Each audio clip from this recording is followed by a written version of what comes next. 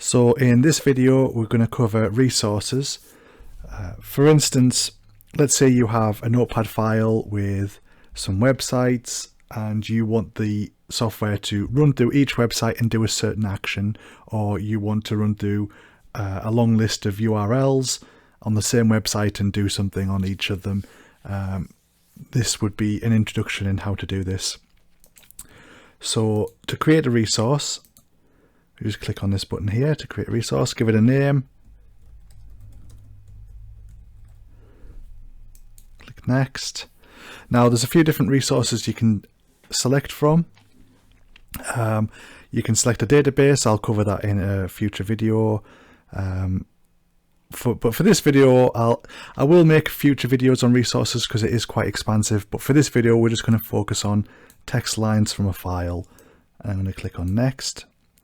It gives you a few of the options here. Only read and delete the line after it's used, and only write. So if you're saving information to a notepad file, for instance.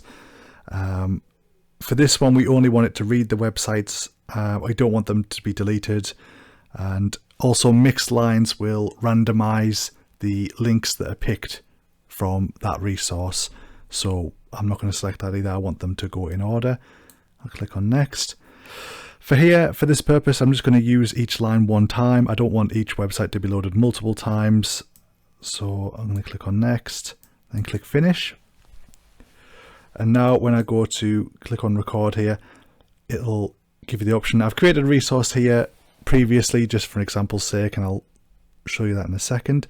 So it wants us to set the file path for where the resource is located. So I'll double click on the resource here, and where it says file names or directory, click this, and I'm going to click on this here. Click close. Right, now I'll go back to record, and it's got the file path for where the resource is located. And I'll click OK.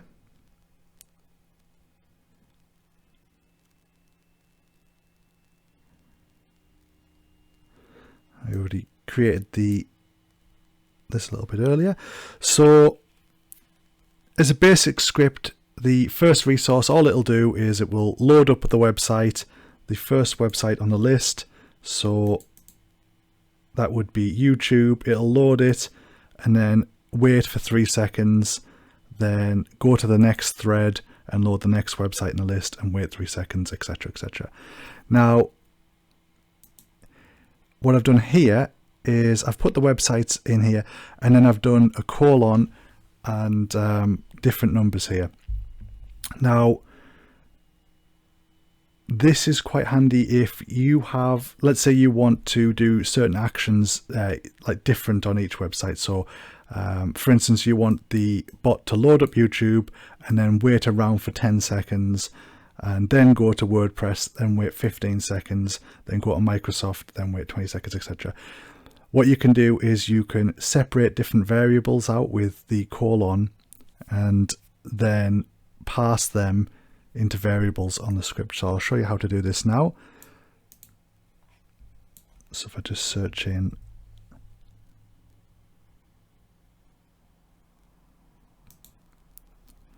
it says past line depreciated, but I still use this feature. Now what I can do is click on line, load from here, and then you can see that it's got my resource here, website parse. I'm going to click on that. Now I want to, now what it'll do is it's already come up as an example here, username and password, and it separates them with a comma. So I want to change this to website, comma, and then say time to wait. And they're going to be two different variables. So I'll click on OK. So if I click on Tools, Log, Data to Log, Insert Variable, click Website, waiting for time to wait, click OK. So that's just going to log that to the bot so you can see it in action. Now, what I want it to do is go to browser, load, URL to load, insert variable, website, click OK.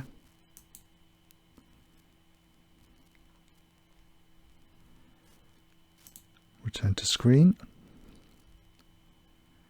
Now I want it to wait on that website there, so I'm going to go to idle emulation, time spent on page in seconds. Instead of just the default number there, I'm going to change that to a variable, and I'm going to change it to time to wait and click OK. Right. I'm going to get rid of that first one here. Okay, so basically, just to run through this is what will happen. When I run the script, it will take the resource, which is website parse, which is this notepad file here, websites to parse. It will take the first line, which is youtube.com:10. Then it will split, now that I've passed the line, it will split those two things up with the colon.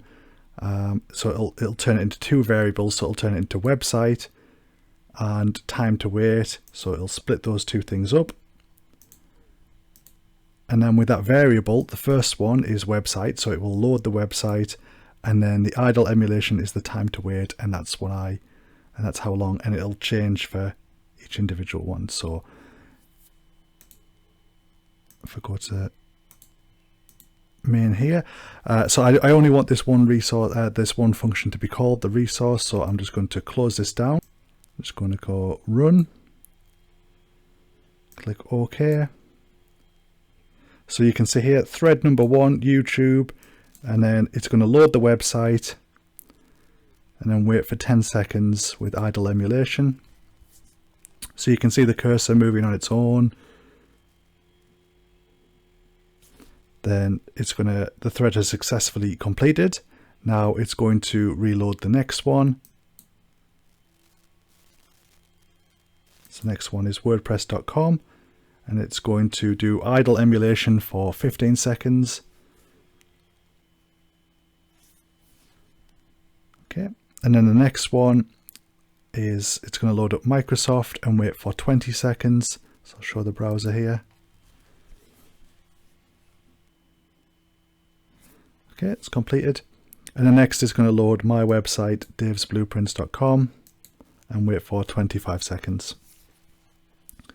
So it'll do idle emulation, it'll randomly scroll around the page and move the cursor about. And that'll last for 25 seconds. I'll just close this down because you don't need to see it for 25 seconds. So that's essentially it. And there is a lot more to resources. There is a lot of different options. I'll just make a random one here just to go through the list. So, for instance, you might want to create a resource that the user has to input something. So, like letters, numbers. Maybe, for instance, you want the user to set a custom wait time, like you want it to wait between, say, like 120 seconds and 300 seconds. You could create two resources. Then you can create like a variable wait time that says like wait between these two times. You could do a random string. This is quite good for generating passwords. So for instance, if I just click on here, it can basically, or it can generate names as well, like random first names, second names, etc. So for instance, if I just click a few of these, I'll click test, this is what it'll generate as a variable, as a resource. So for instance, if you're signing up to something, you can use this resource to generate a random password for you and then save it in a notepad file or the database, which I'll show you in a future video. Same there, random, it's basically just a random number, so you could do between a minimum value or maximum value. This is probably better to use for the random wait time. So if you wanted to wait between, say, like 1 second and 300 seconds, you could do that, and then the resource will be a random value every time. Select. This is quite good if you're creating a bot and you want to have different options. So you can have like a combo box option, so you can select one every single time, and you can customly edit them as well. You could do radio, you could do checkboxes. There is a really good thing. I use this quite often for one of my scripts. It'll be in a future tutorial, but when we get to if statements, you could do something like yes, for instance. So it's like a yes box here.